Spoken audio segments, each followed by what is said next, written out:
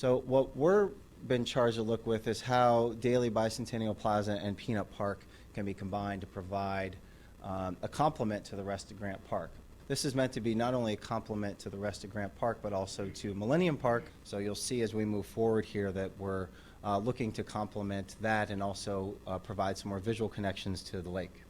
One of the major components that we really wanted to keep through here was this passive access, and you could see from Monroe and Columbus, which is in the bottom left-hand corner, up to Cancer Survivor Garden in Upper Randolph, there's this very large and curvy lawn that is meant to sort of come in your view. You have very large, football length views, but then you kind of turn around and it opens up new views, and so things are sort of created and apertures are open and shut. And in the upper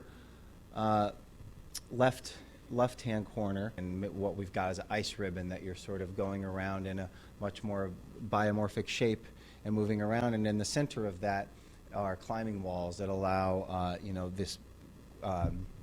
groups that are doing rock climbing to be a part of this, and it's also creates a great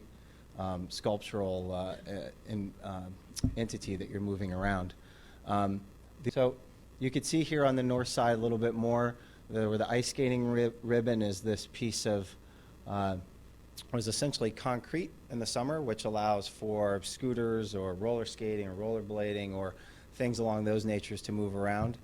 And then in the winter, it essentially is a sheet of ice that's put on by Zamboni, and you get about 2-3 inches of ice, and then it becomes the strip that you can move in and out of the landscape on.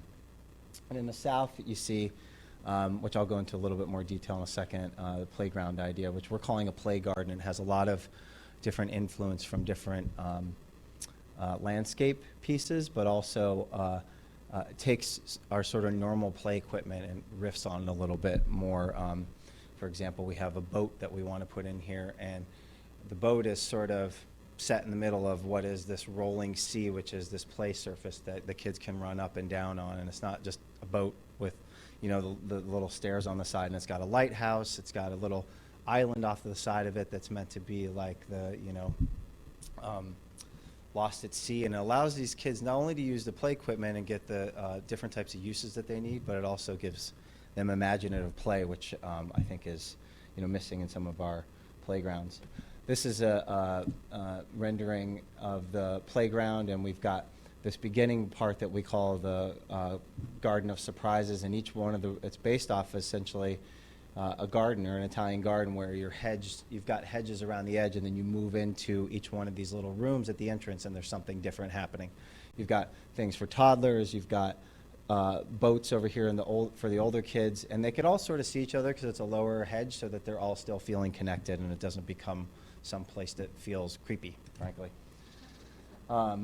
And we've got Slide Crater, which is off in the distance there, that has a whole series of slides for older kids, and then the planting area over there is what we call the Enchanted Forest, which is a much more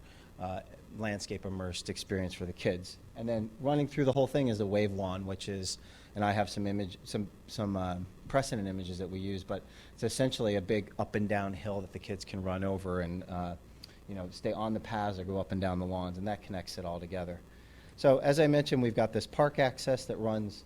from the southwest to the northeast. That's got these larger lawn opening pieces, and it's got areas for picnic, it's got areas for hanging out, it's got places for smaller pickup games. We don't want this to turn into 11-on-11 soccer or football or anything, and that's also what part of the undulation of the topography helps eliminate some, but it does allow for people to do some smaller pickup sports, because we have a lot of the other activity down to the south. This idea of really pulling, this is, you can see the image of looking down the main lawn path here and creating just subtle topography. We're not talking about making the earth look like it got frightened. It's more about having this sort of undulating piece that's holding up the edges that allow a lot of usable space as well. That's sort of the end of what I wanted to talk about. We could take questions and things.